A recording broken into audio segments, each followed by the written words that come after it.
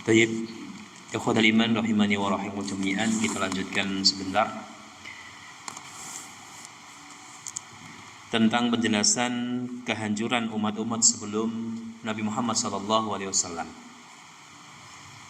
Rasulullah SAW menjelaskan di situ ada 2 poin penting yang menjadikan kenapa umat-umat terdahulu dibinasakan, dihancurkan oleh Allah Subhanahu wa taala, dan semoga itu tidak menimpa kepada kita semuanya.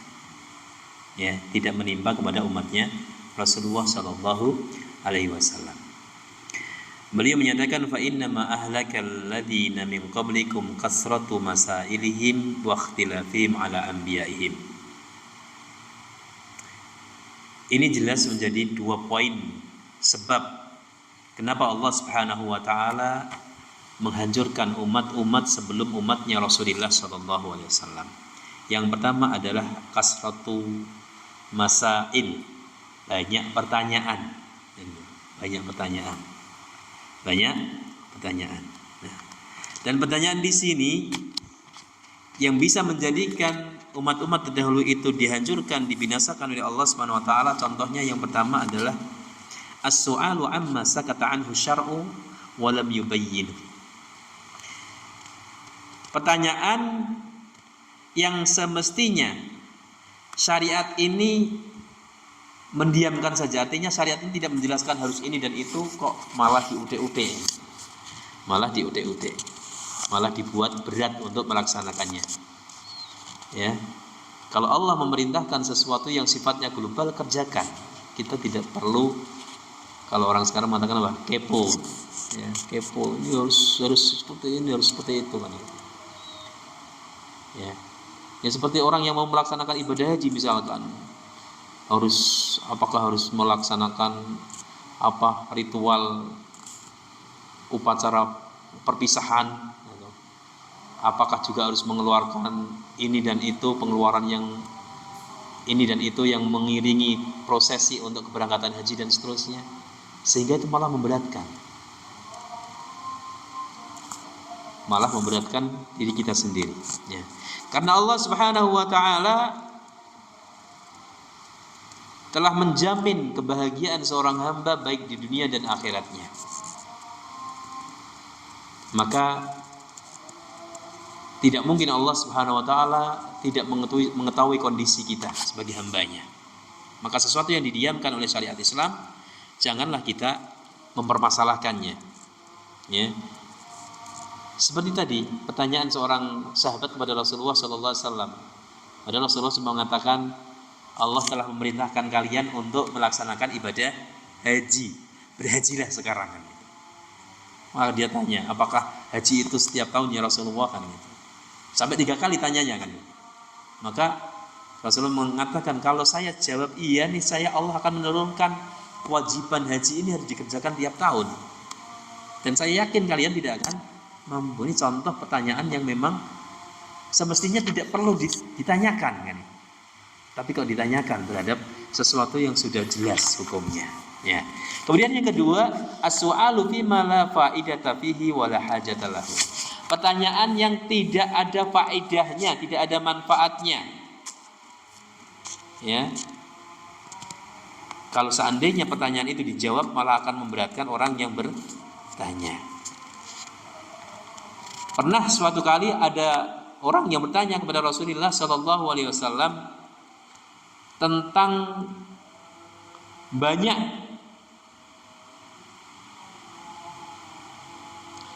pertanyaan yang banyak kepada Rasulullah sallallahu alaihi wasallam.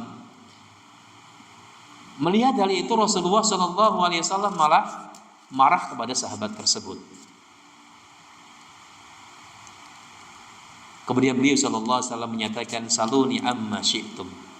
Bertanyalah kalian kepadaku semau kalian, ini itu.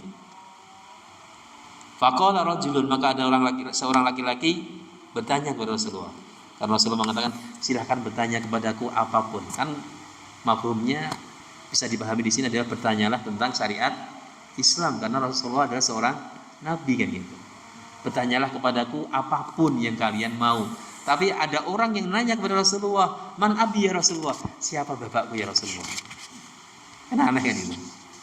Mentang-mentang Rasulullah mengatakan silahkan bertanya apapun gitu. Dia nanya, siapa abiku? Siapa bapakku ya Rasulullah? Ya.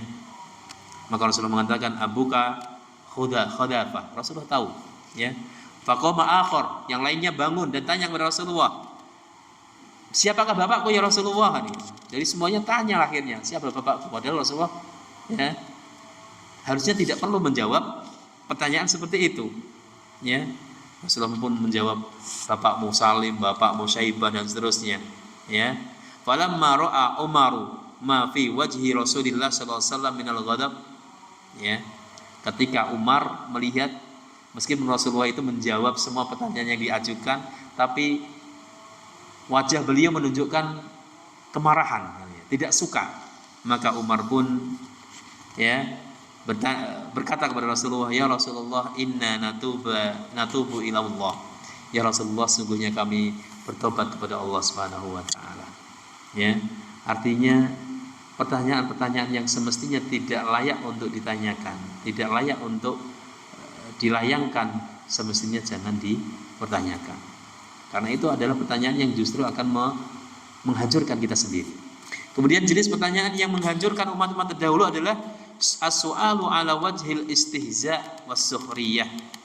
Pertanyaan yang sifatnya adalah untuk merendahkan orang yang ditanya, untuk menghina, untuk ngetes. Misalkan jenengan tanya Pak Ustadz kepada saya, misalkan, Pak Ustadz mau tanya nih hukumnya apa kan itu, tapi dalam rangka untuk ngetes atau dalam rangka untuk menjatuhkan kehormatan. Nah, itu jenis pertanyaan yang tidak diperbolehkan. Pertanyaan yang justru akan menghancurkan kita sendiri, ya. Kemudian pertanyaan yang berikutnya, kasratus so'ali fil masail lati lam taqa'. Pertanyaan yang ditujukan kepada seseorang yang belum pernah terjadi, belum pernah ada kejadian. Misalkan saya ditanya, Ustaz, bagaimana kita melaksanakan ibadah puasa di kutub utara itu kan belum pernah terjadi tuh, ya. Atau kita ditanya melaksanakan puasa di bulan ini, kan nggak pernah terjadi seperti itu. Maka pertanyaan seperti ini termasuk pertanyaan yang dilarang karena akan menghancurkan, ya. Karena model pertanyaan ini adalah pertanyaan yang akan menghancurkan kita sendiri. Kemudian berikutnya pertanyaan as-su'alu ala wajhi tasyaddudi wa ta'annuti wa ta'ammuqi. Pertanyaan yang sejatinya itu akan membebani kita sendiri, ya, seperti kejadian Nabi Musa alaihissalam dengan kaumnya. Kaumnya bertanya tentang sapi yang bagaimana, ya. Yang pertama, qalu du'u lana rabbaka yubayyin lana ma hi. Ya, mereka berkata kepada Nabi Musa alaihissalam, terangkan kepada kami, atau mintalah doa, mintalah petunjuk kepada Tuhanmu untuk menjelaskan kepada kami tentang sapi tersebut. Padahal maksudnya ya sapi-sapi biasa, sah, ya, boleh untuk disembelih kan itu. Kemudian mereka nanya lagi, qalu du'u lana rabbaka yubayyin lana ma launuha. Terus warnanya seperti apa? Tanyakan kepada Rabbmu kan gitu. Kemudian juga setelah dijawab oleh Nabi Musa, mereka belum puas dengan jawaban Nabi Musa. Nanya lagi, qalu du'u lana rabbaka yubayyin lana ma hi. Minta penjelasan lagi dan terus sampai akhirnya mereka pun untuk mendapatkan itu harus dengan biaya yang sangat mahal sekali. Dan dikatakan oleh Allah, hampir-hampir mereka tidak akan mampu untuk melaksanakannya. Padahal yang dibutuhkan hanya ekornya saja kan itu. Sapinya disembelih, kemudian diperintahkan ekornya untuk dipukulkan kepada orang yang meninggal dunia tadi. Dan orang yang meninggal dunia tadi hidup sesaat. Ditanya, siapa yang bunuh kamu? Oh, yang bunuh saya Fulan, mati lagi. Ya. Padahal sepele, cuma sepele. Yang digunakan apa? Ekornya untuk mengetahui siapa yang membunuh orang yang meninggal tadi. Nah, tapi karena memang mereka banyak bertanya yang semestinya tidak perlu untuk ditanyakan, ya, maka akhirnya mereka menjadi kesulitan dan hampir-hampir tidak bisa melaksanakan apa yang menjadi perintah oleh Nabi Musa alaihissalam. Ya, itu di antara pertanyaan-pertanyaan yang bisa menghancurkan kita, menyulitkan kehidupan kita. Maka sebagai seorang hamba yang baik, kita pun harus tahu batasan-batasan bertanya yang baik. Batasan-batasan bertanya yang semestinya harus kita lontarkan, harus kita tanyakan kepada seseorang, ya, itu harus kita ketahui dengan baik. Jangan sampai justru dengan banyak bertanya kita mendapatkan dosa dari Allah Subhanahu wa taala. Ikhwatal iman, Bapak Ibu yang dimuliakan oleh Allah Subhanahu wa taala, tinggal pembahasan tentang sebab kehancuran umat-umat terdahulu karena mereka banyak menyelisihi para nabi mereka, para rasul mereka. Insya Allah akan kita bahas pada pertemuan yang akan datang. Pada penjelasannya insya Allah pada kajian yang akan datang. Semoga Allah Subhanahu wa taala memberikan kemudahan kepada kita untuk bisa bertemu kembali untuk melanjutkan apa yang sudah kita sampaikan pada kesempatan di malam hari ini.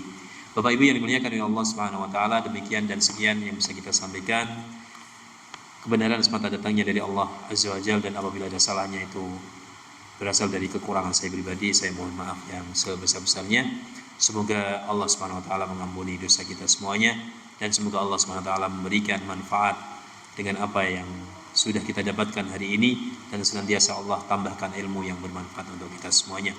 Allahumma 'allimna ma yanfa'una wanfa'na bima 'allamtana wa zidna ilma. Amin amin ya rabbal alamin. Wassallallahu ala nabiyyina Muhammadin wa ala alihi wa sahbihi ajma'in. Walhamdulillahi rabbil alamin. Wassalamu alaikum warahmatullahi wabarakatuh.